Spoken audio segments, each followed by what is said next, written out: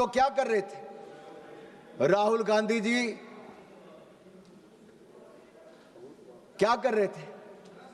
सबूत मांग रहे थे और साथ ही साथ कवर फायर भी दे रहे थे। कवर फायर किसको दे रहे थे, ये आपको पूछना पड़ेगा। आपने कहा कि हमने सरेंडर कर दिया।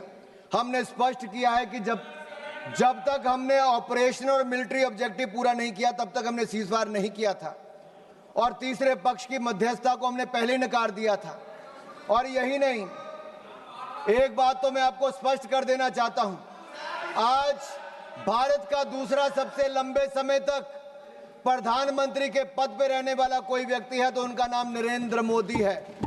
2001 से लेकर 2025 तक मुख्यमंत्री से लेकर प्रधानमंत्री तक 25 साल में एक दिन की भी छुट्टी लिए बिना देश के लिए हर पल जीने का काम करने वाले नरेंद्र मोदी हैं। आपने भारत की सेना पर प्रश्न चिन्ह खड़ा किया है। मैं इतना कहूंगा, हम दुनिया का सबसे बड़ा लोकतंत्र है, दुनिया की चौथी बड़ी अर्थव्यवस्था है, दुनिया के सबसे लोकप्रिय प्रधानमंत्री नेता हमारे पास हैं। भारत को झुकाने वाला कोई कमाई का लाल पैदा नहीं हुआ जो झुका सके। भारत को कोई झुका सके ऐसा किसी में दम नहीं। भारत से विश्व है, हम किसी से कम नहीं, हम किसी से कम नहीं। आदरणीय सभापति जी, भारत 2.5 मोर्चे पर लड़ाई लड़ रहा था। 2 मोर्चे तो सबको पता है, लेकिन ये जो आधा मोर्चा है ना, उस आधे मोर्चे में एक राहुल ऑक्युपाइड कांग्रेस भी है। राहुल ऑक्युपाइड कांग्रेस क्या, मैं बताऊंगा।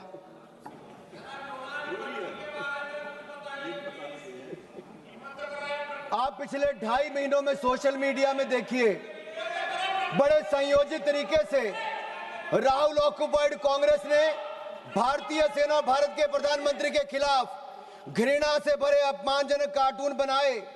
इसी कांग्रेस पार्टी ने, राहुल ऑक्युपाइड कांग्रेस ने आर्मी चीफ को सड़क का गुंडा कहने का काम किया।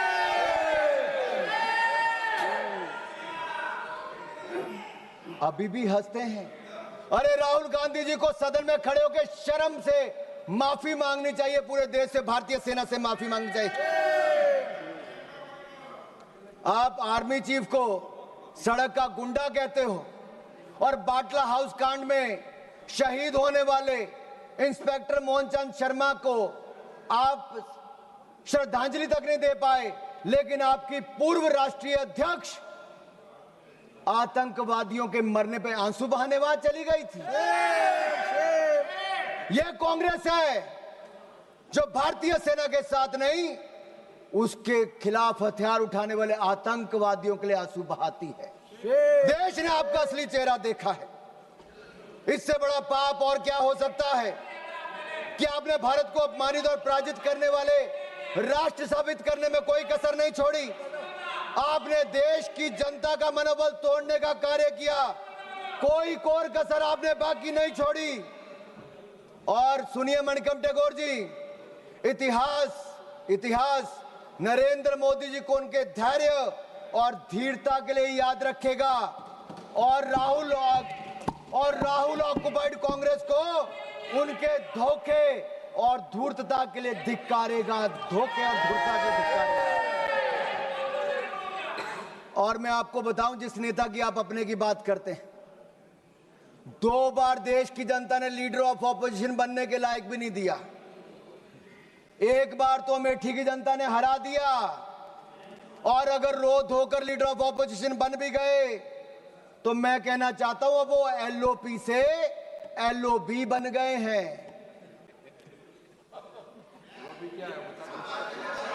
किरण जी पूछ रहे एलओबी का ही है भाई, पार्लियामेंट्री अफेयर मिनिस्टर को तो मुझे बताना पड़ेगा। एलओपी लीडर ऑफ ऑपोजिशन से एलओबी लीडर अपोजिंग भारत बन गए हैं। उनके एजेंडे पे केवल भारत का विरोध है, भारतीय सेना का विरोध है, और भारत के प्रधानमंत्री का विरोध करना ही लिखा है। इसलिए आज से उनको एलओबी कहना शुरू करना पड़ेगा। और मैं एक बात जरूर कहूं, पता नहीं वो कांग्रेस के पोस्टर बॉय बन पाए ना बन पाए, लेकिन पाकिस्तान के प्रोपेगेंडा के पोस्टर बॉय राहुल गांधी बन गए हैं।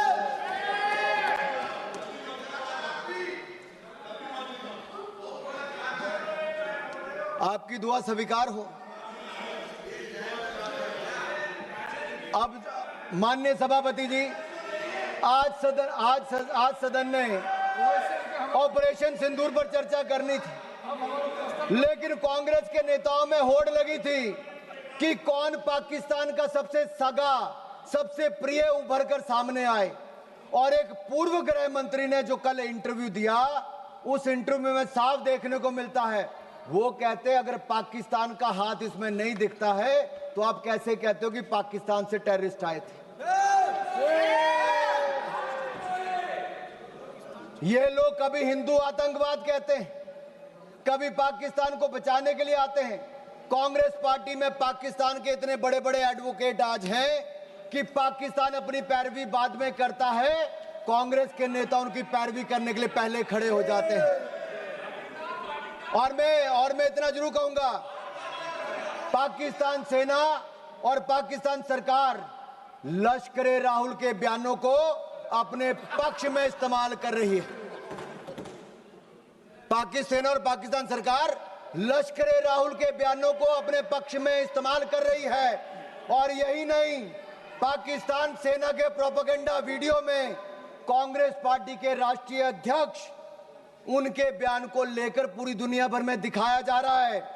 मुझे पहले लगता था इनको दिक्कत मोदी जी से है, लेकिन अब मुझे पूर्ण विश्वास है इनकी दिक्कत मातृभूमि से भी है।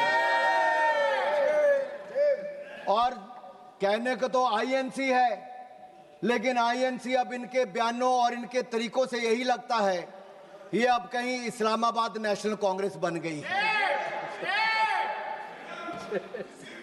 क्योंकि पाकिस्तान द्वारा फैलाए गए झूठे नैरेटिव और आड़ के पीछे आप रुक रहे हैं। कांग्रेस आइडिया ऑफ डिप्लोमेसी यही रहा, माननीय सभापति जी। और मैं जो कह रहा हूं मैं उसको ऑथेंटिकेट करने के लिए तैयार हूं। कांग्रेस आइडिया ऑफ डिप्लोमेसी क्या था? इनका केवल डोजियर तैयार करने का था, डिनर खिलाने का था, डिसीजन करने का नहीं था। नहीं तो 26/11 के हमले के बाद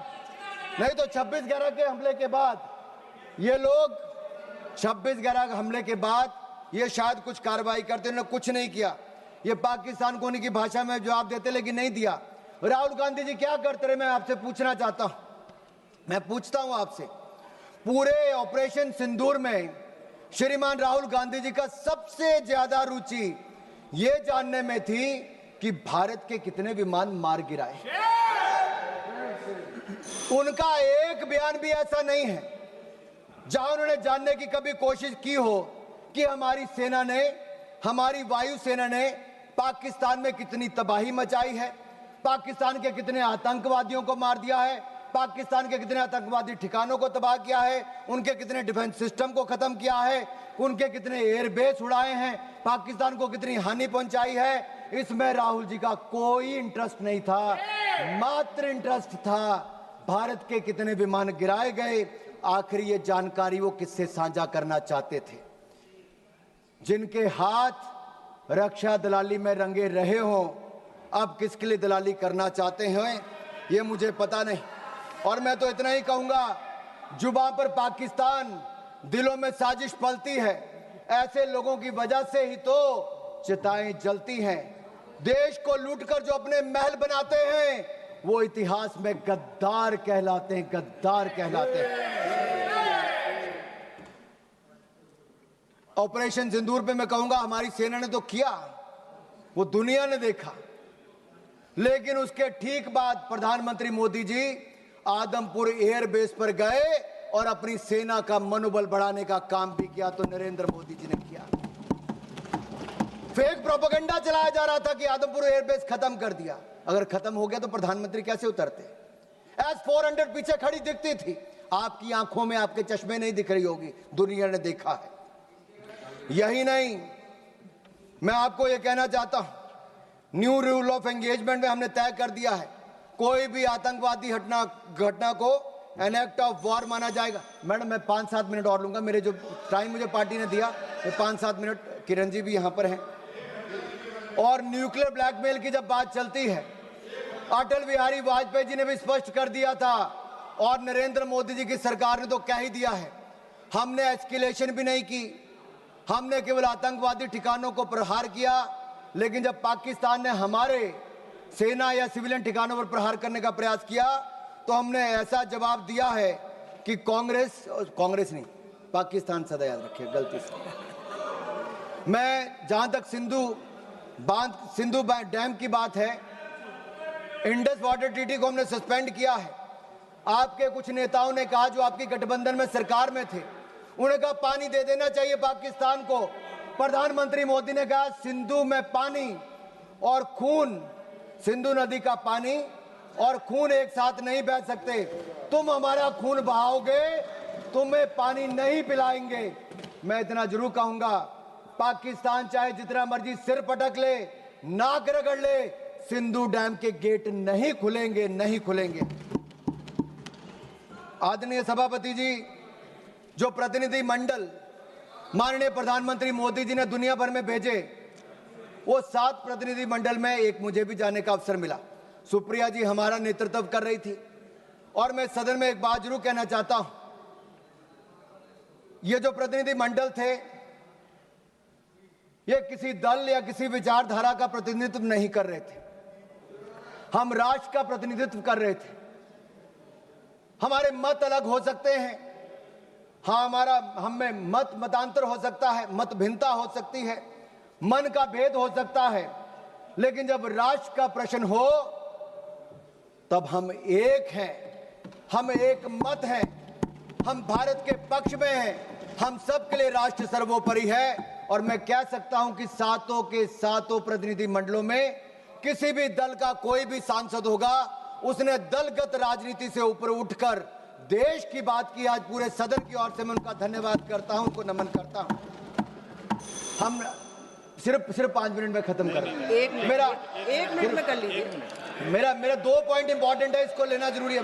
सिर्फ 2 पॉइंट इंपॉर्टेंट, एक इसमें हमने हासिल क्या किया और दूसरा सरेंडर विषय है।